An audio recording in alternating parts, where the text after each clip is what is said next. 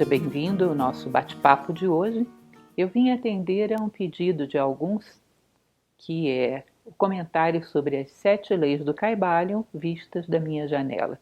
Eu me propus a fazer isso, houve uma série de pessoas que começaram a pedir que fosse feito, eu resolvi fazer um pequeno bate-papo, apenas para incentivar vocês a também olharem a partir dessa janela que vocês têm diante de vocês, que é a vida de vocês, e localizarem essas 7 leis.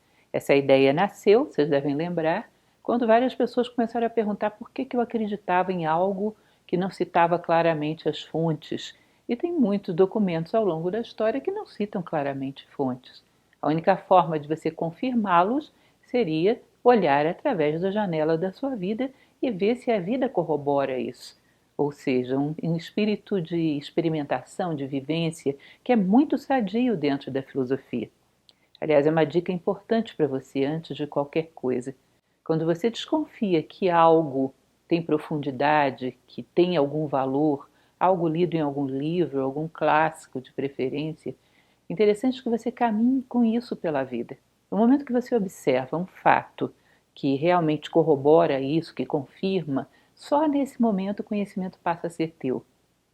E a partir do momento que o conhecimento é teu, ele é uma base sólida para você construir coisas em cima dele, as tuas coisas, as tuas próprias ideias. Então é muito importante de vez em quando abrir essa janela que dá para a sua vida e começar a procurar por aí o que fundamenta o conhecimento.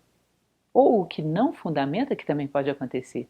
Aí você começa a perceber que aquele ensinamento tem falhas, não está muito bem equilibrado. Porém, um olhar limpo de dogmatismos ou de crenças prévias.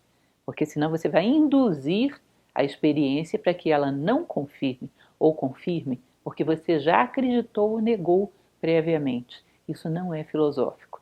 Por isso eu sempre reitero, o filósofo não é dono da verdade, não tem a verdade, está em busca. Qualquer verdadezinha prévia que você coloque já vai induzir a sua visão. Ou seja, estou testando na vida esse conhecimento, sem preconceitos, pós-conceitos, reflexões posteriores, não anteriores. Então, falando a respeito do Kybalion, são algumas reflexões muito rápidas e muito simples. O princípio do mentalismo, por exemplo. Mentalismo, o que é interessante vocês observarem não significa achar que o poder da mente modifica tudo, não se trata disso. Mas você pode observar de maneira muito concreta que a tua mente cria um ambiente que te influencia tremendamente. Da mesma maneira que o Feng Shui fala que a cor da parede do quarto onde você dorme pode te influenciar para dormir bem, para acordar bem, também o ambiente mental que você cria vai ter uma grande influência no seu dia. Então experimente, por exemplo, quando você acorda, ter uma predisposição matinal positiva. Seja através de uma bela melodia que você coloca tocando na sua mesinha de cabeceira, seja através de uma pequena leitura, cria um ambiente mental. O ambiente não é só físico, o ambiente é também mental. E do jeito que somos dispersos, às vezes o ambiente é mais mental do que físico. E, em geral, acho que estamos mais no ambiente criado pela nossa mente do que no ambiente externo. Então é interessante, criem uma condição, uma paisagem agradável. É aquilo que os antigos chamavam de levantar com o pé direito. Isso significa entrar para a vida com uma predisposição positiva, no sentido de hoje vou fazer coisas nobres, vou fazer coisas elevadas, vou cumprir com os meus propósitos, vou dizer ao mundo aqui venho, vou dar o meu recado. Não é chegar e dizer vai dar tudo certo, não é bem assim. Dar certo o quê? Certo diante de que critério? Hoje eu vou conseguir impor a minha vontade no mundo, sejam quais forem as circunstâncias. Não é um lance de sorte, é um lance de fidelidade a princípios e vontade. Então vocês percebem que às vezes a gente faz o contrário, se formata para fracassar. É o pessimista, não vai dar, não vai dar. E ele só vai lá para conferir que não vai dar. E em geral não dá mesmo. E às vezes acontece o contrário também, aquela pessoa que tem uma predisposição, vai dar, e todo mundo diz, não tem jeito, vai dar. E ele faz dar. Não é nem um lance de sorte, nem a mente dele que formatou as circunstâncias. As circunstâncias que foram formatadas foram as suas próprias ferramentas para lutar contra a adversidade o tempo que for necessário, até que a porta se abra. Então, todas as manhãs, quando você pensa o seu dia, isso tem a ver inclusive com o princípio da vibração, vamos falar daqui a pouco. Quando você coloca a sua mente vibrando em função de coisas mais elevadas, de um sentido de vida maior, do que você quer dizer ao mundo no dia de hoje, isso tende a dar um início, um impulso inicial muito bom. E todo mundo sabe que existe um certo poder nos inícios. Para quem estuda oratória, por exemplo, você começa uma fala mal, isso tende a gerar uma predisposição negativa para toda a fala. Porque a tua mente te diz, você está fazendo algo mal feito. Cria um ambiente muito desagradável. Dá para recuperar, mas fica bem mais difícil. Então, aprendermos daquilo que tradicionalmente se chamava de magia dos inícios, ou seja, é uma boa aplicação prática do mentalismo. O pensar o meu dia, ou relembrar quem sou eu, ou sintonizar a minha mente com alguma coisa de nobre e de elevado. Isso é uma aplicação muito prática do princípio do mentalismo. Em relação à correspondência, também é muito fácil a gente perceber isso. Tem inúmeras circunstâncias. Vocês provavelmente vão pensar em coisas até mais diversificadas e talvez até melhores do que esses exemplos pobres e simples que eu estou dando. Imagina, por exemplo, quando eu paro para olhar o princípio do centro. Todas as galáxias, todas as constelações girando em torno da constelação de Virgem, seja, esse super aglomerado no qual nós vivemos. Depois, dentro da nossa própria galáxia, tudo girando em torno de um centro. Dentro do sistema solar, tudo girando em torno de um centro. Você percebe que isso dentro de nós, psicologicamente, emocionalmente, também é a mesma coisa. Vocês vão ver que do ponto de vista mental, no ponto de vista de sentido de vida, tem um centro, que é aquilo que você quer chegar a ser. Não estou falando de padrões de êxito, nem de sucesso, nem de nada disso, mas o ser humano que você quer chegar a ser ao final de tudo. Aquilo que você quer ver quando você estiver diante da conclusão do seu trabalho no mundo. Ou seja, a construção de si mesmo. Se você tem isso muito firme, princípios muito firmes, e sabe o recado que você quer dar ao mundo, o quanto você quer beneficiar a vida, o quanto você quer ser fator de soma para a vida humana, isso é um centro. E você sente que todas as suas ações ficam coordenadas. Tudo gira em torno disso. Você não se perde. É o que nós chamamos de desnorteado. Desnorteado é o cidadão que já não sabe mais onde está o norte. Ou ele nem acredita que exista norte. Então ele fica com um movimento caótico que no final não soma em nenhuma direção, não o desloca em nenhuma direção. E o que é mais curioso é que aqueles que não têm um centro, não têm um sentido de construção de si próprios, não têm um ideal, não têm um sentido de vida claro, eles vivem no caos e colocam o caos como lei. E tendem a ser um pouco críticos em relação àqueles que têm um sentido de vida válido. Mais uma vez, reitero, cuidado. Eu estou falando do ponto de vista filosófico do sentido de vida relativo ao ser humano que você quer ser, não o que você vai ter, o sucesso ou a fama que vai conquistar. Isso, do ponto de vista da filosofia, é um elemento secundário. Pode ser agradável, mas você pode viver muito bem sem ele. Mas sem deixar alguns defeitos para trás, como dizia Sêneca, certifica de veres morrer alguns defeitos antes de ti. Pelo menos um ou dois a gente enterre antes de terminar essa jornada. E isso sim é um sentido de vida válido, a construção de si mesmo.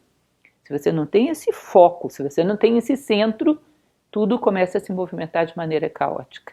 E aqueles que não têm centro, eles celebram o caos como uma lei e duvidam daqueles que têm. Isso do ponto de vista mental, do ponto de vista espiritual, inclusive. Do ponto de vista emocional, tem uma outra coisa que eu gostaria de chamar a atenção. Eu já sou uma pessoa madura, tenho 55 anos, e cada vez mais eu percebo uma coisa.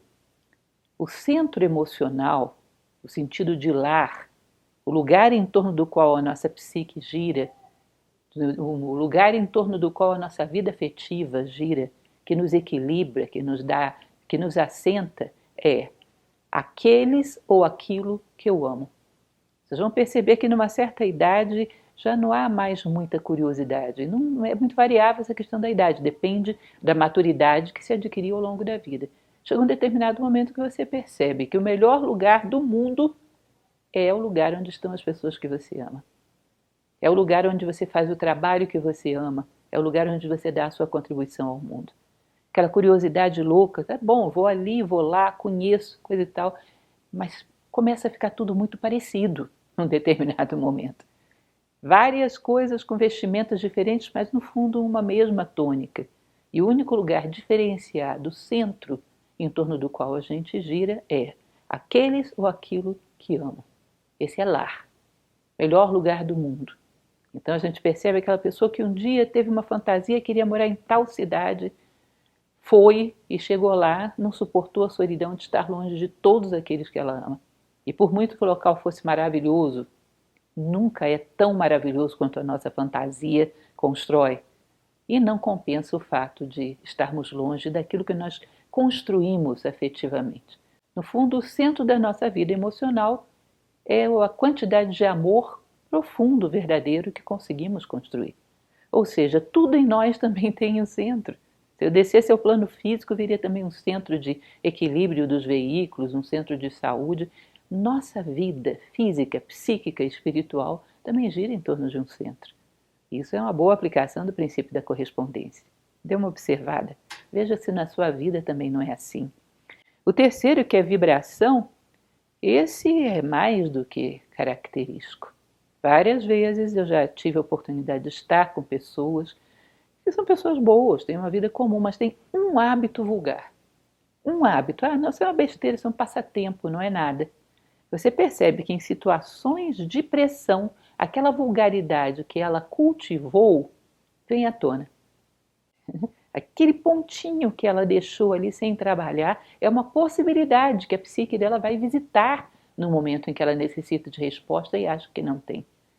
Então você percebe que a vibração ela não pode estar muito dividida, distribuída em níveis muito díspares. A vibração, que é aquilo com que você se identifica, tem que estar mais ou menos toda ela no mesmo patamar. Uma coisa interessante, falei recentemente para vocês sobre o Rei Leão. Talvez vocês não tenham parado para ver um elemento interessante naquele filme. De toda aquela trama complexa, com todos aqueles desastres que aconteceram, quem é o grande culpado? Todo mundo vai dizer, é Scar. Não, não é Scar. Scar tinha os defeitos de caráter que tinha desde que nasceu. Era previsível, todo mundo via. A grande responsabilidade ali é de Mufasa. Sabe por quê? Porque deixou que o mal vivesse no seio do bem. Ou seja, ele expôs todo o seu reino em perigo, expôs ao perigo todo o seu reino, inclusive seu próprio filho, porque fez uma concessão por razões meramente pessoais, o que não é admissível para um rei. Deixou que o mal vivesse no seio do bem. Então, essa questão de termos vibrações muito vulgares no seio de vibrações mais elevadas, você vai perceber que isso, a vida vai acabar gerando um meio termo aí, vai acabar te puxando para baixo. Ou seja, o princípio da vibração pede que você tenha uma sintonia com elementos próximos. Ou seja, o que eu gosto de coisas que me fazem refletir, coisas que me estimulam a ser um ser humano melhor, coisas que me mostrem a necessidade de me dedicar mais à causa da minha vida, coisas que me provoquem um estado de harmonia, que me provoquem um estado de relaxamento.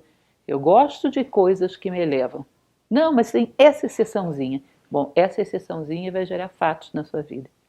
Perceba, observe. Isso é bastante fácil. Olhe um pouco as pessoas à sua volta, mas não com tom de crítica, só para você detectar o elemento. Porque é mais fácil, às vezes, vermos projetados do que em nós. E depois procure em você mesmo. Sintonia. Todo mundo mais ali, mais ou menos junto, num ponto vibratório. A consciência se recusa a descer, uma vez que ela conquistou um certo endereço. Não force. Deixa a consciência ficar no seu assento que ela conquistou por mérito. O outro elemento interessante é a polaridade.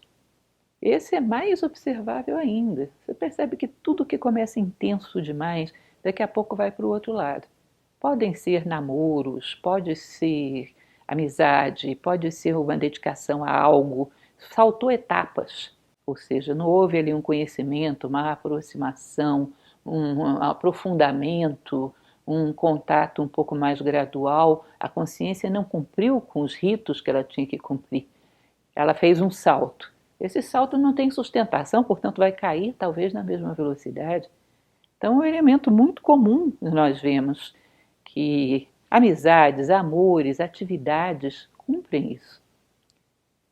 Eu, às vezes, na minha prática como professora, isso já se tornou mais ou menos habitual. Claro que sempre cabem exceções, mas você vê, às vezes, numa primeira aula do curso de filosofia, aquela pessoa que está vibrando, está entusiasmada demais, e vou passar minha vida aqui, encontrei meu lugar. No dia seguinte, ela vem trazendo os objetos todos da casa dela, querendo colocar lá dentro. Ou seja, calma, leva suas coisas, tudo com ponderação. Nós não precisamos de coisas, só precisamos que você cresça. Cuidado com isso, porque dali uma semana é provável que isso arrefeça e vai para o outro lado. Aquela pessoa que sobe com mais calma, que adquire às vezes esse entusiasmo na 20ª aula, quando o curso está acabando, essa tem a possibilidade de sedimentar um comportamento mais retilíneo. Eu sei que essas paixões súbitas são uma fonte de prazer, mas elas não são boa sustentação para algo com que você pretende comprometer a sua vida. Então não é prudente e nem é sustentável. Fazer as coisas, segurar um pouco a paixão e construir toda uma base para ela. Percebam, a nossa psique tem essa tendência. Vai para um lado, vai para o outro. Tente encontrar o justo meio. Isso nada mais é do que o princípio da polaridade. Princípio do ritmo.